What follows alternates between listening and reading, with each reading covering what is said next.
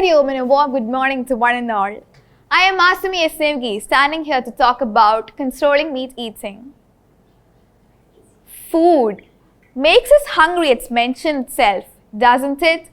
Well, I've just been to a meal and guess what I had? I had a delicious veg meal. Does it seem quite boring and out of your choice?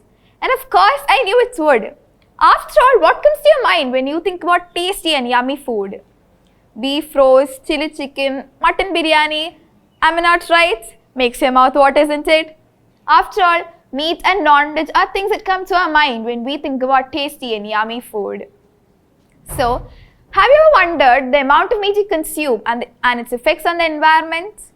This is basically what you have to think about before eating any meat or killing any animal. So, think about a veg burger with neatly sliced fresh veggies and some mayo and sauce with a cutlet. It will do no harm if you have this with a side dish of french fries or onion rings. But what do?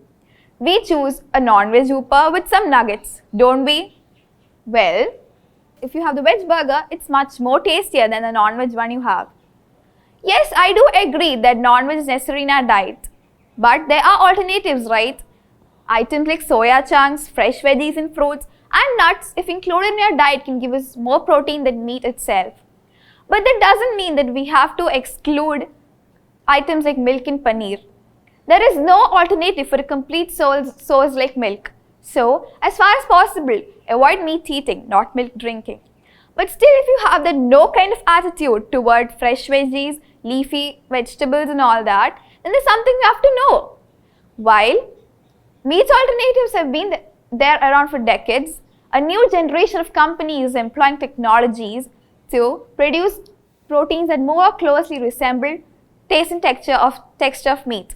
So this is something like green meat, So when big companies are doing their best to save our environment, why not we do our own bits too? Include fresh veggies, nuts, soya and all the items which can replace meat in your diet. Avoid meat as far as possible and savor the products like milk and paneer. But if you still can't resist your temptations, then I have no rights over you. But I can tell something to you. If you're eating meat because of your temptations, eat it as you would eat your spinach. Eat it because you need it in your diet, not because you love it. And in due course, you will love animals, not for their meat, but for their beauty and the role they play in our environment. Thank you.